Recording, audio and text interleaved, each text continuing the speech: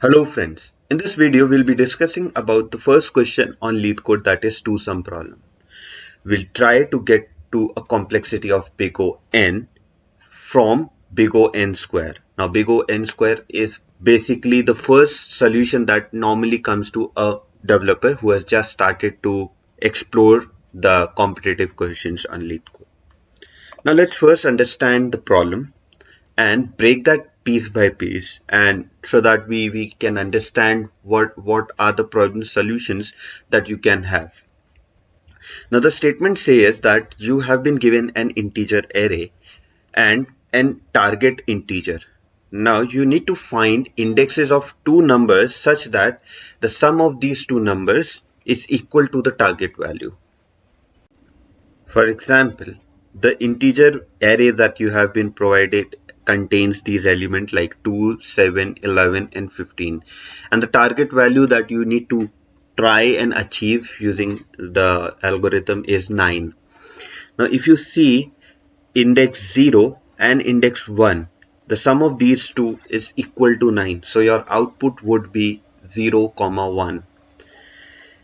Second example states that we have an array containing three elements, 3, 2 and 4, and the target that we have to achieve is 6. Now for 6 you need to have a sum of 2 and 4, that is index 1 and index 2. Similarly example 3. Before we start actual writing the code or understanding how we can proceed forward while for writing the code, let's try and understand the constraints that we have. So the first important thing that you should note is the fourth point, that is only one valid answer exists. So you don't have to try and find any solutions after you got your first solution as the value. So in case, for example, you got 2 and 7 on the first shot, you don't have to go ahead and traverse the complete array again once you have one solution, one valid solution. Second thing is the numbers that will be contained in the array can range from a value of minus 10 to the power 9 to a value of 10 to the power 9. Now this is important because this is how you will decide on what are the variable types and what type of operations would be there, how much heavy operations can be there. The target also can be of the same range, and the number of elements that will be provided to you in the integer array can range from 2, so you'll have a minimum of 2 elements definitely, and can range up to 10 to the power 4. Now you know that if you have been given an array which has so many elements, then you need to have the best optimal solution for the statement. Now let's pause for this moment and you can think of some solution that comes to your mind. Don't hesitate to write that out on your pen and paper and try it out, because there is no right solution or wrong solution until unless you give it a try. So I would expect you to pause this video right now and try the solution out. Now let's understand the first solution that at least came to my mind when I was trying this solution. That was the first brute force approach that usually we would say that is very straightforward that comes to your mind. So that approach was that I'll select the each index and then search for all the elements apart from that. So in case I selected like 0th index, then I'll traverse in the rest of the array and keep adding it with the nth index element and try to see if I have achieved the target. If I achieve the target, that's great, and if not, then I'll move to the second value in the array and then add the remaining elements, keep adding the remaining elements and keep checking it.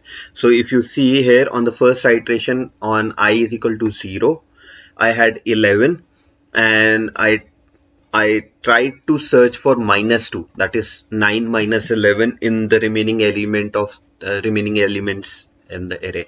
Then on the second iteration where I was 1 and I had 7 as the element, and I tried to search in the rest array value that is 9 minus 7, that is 2. I was searching, so I got that, and that's the output that I was expecting.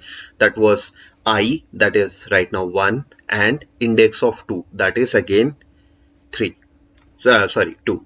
So that's the solution that I had. A pseudocode for this is I'll run a loop that is index I from 0 to length, then find the difference, that is target minus num ith element, and then again run a for loop which starts from I plus 1 and leads up to the length of the element array.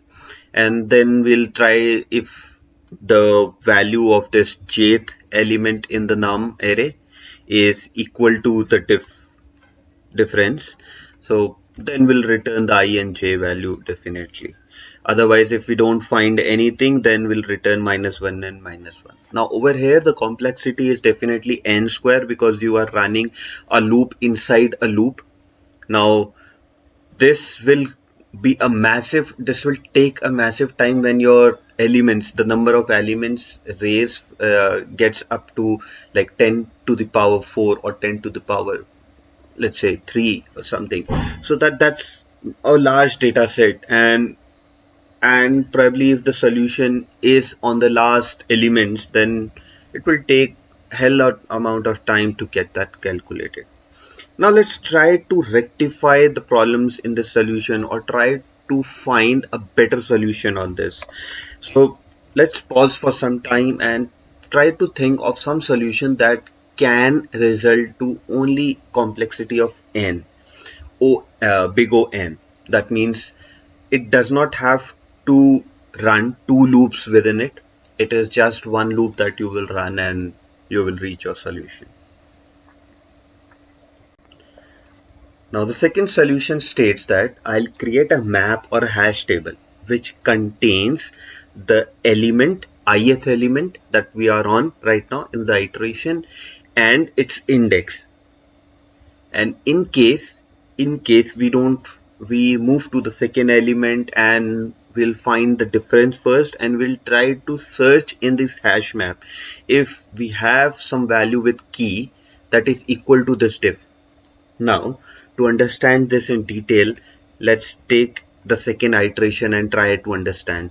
So in the first iteration where I was 0, so the difference was -2. Now -2, because my map was empty for the first time, so I had pushed the key as 11 with having the value as 0. 0 is the index of this 11.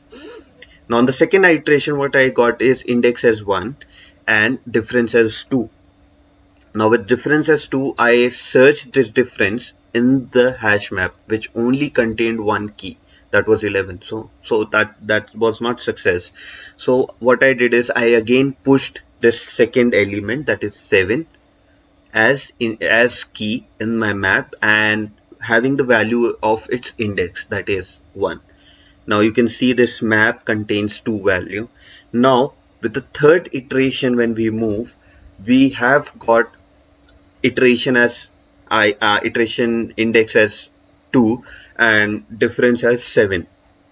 Now when we go ahead and search this value in the map, that is 7, so we will directly get the key as 7 on very easily we'll get that. Now if you get that key, the output would be the value of that key, that is 1, comma your current iteration index, that is 2. So 1 comma 2 is your final output. So now let's see the code that we can write for this. In Go, I've written a function over here, and this function contains a map which contains key as integer and value also as integer. Now I have run a loop on the nums that will give me an index and the value of that particular index. I have got the difference value. Then what I did is I went to the data map and tried to find this diff value which we discussed. So if we got this value, that means map returns okay, that means you have got that value. If that is returned, then definitely this is the data means the index, this index means this value 0 or 1, that is the corresponding value to the key. So that we have got. So this is the first index, and I resembles to the current elements index, that is 2 in this case for us. So this is how we return if nothing is found, if value is not found in this map, then we'll push a value to the map where we'll push the val, that is let's say 11 or 7, those things along with its index to the map, and so on. This loop will keep running to till it finds the solution, and in case it does not return anything while running, that means it did not find the solution. So that means it would return a -1 and -1. So what I have done is I've created a test case for these, and I have few test cases where, let's see, I have first test case which has an element of 2, 7, 11 and 15 and target of 9. Now I expect an output of 0, 1. This is the second test case that I have, that is 3, 2 and 4, which is having a target of 6, and expected would be 1 and 2 definitely. And if the target is 8, then we would expect as -1 and -1. So if we run this test case, you see all the test cases have passed. Now in case any one of the expected output was wrong, so if we run the test case, it would give me that it failed for iteration number 3. That is, iteration number 3 means third test case. And for third test case, it expects -1 and 1. That is, this is what it is expecting, but we are getting -1, -1, which is fair because we actually expect -1 and -1. So I've written a test case, and this code I'll commit this on the GitHub, and I'll share the link in the description of this video. Thank you for watching the video. I hope this was informative and helpful for you guys. In case you want us to create video on some specific question on the LeetCode first, please go ahead and comment on this video, and we'll plan to create a video of that question first, and we can discuss on those things.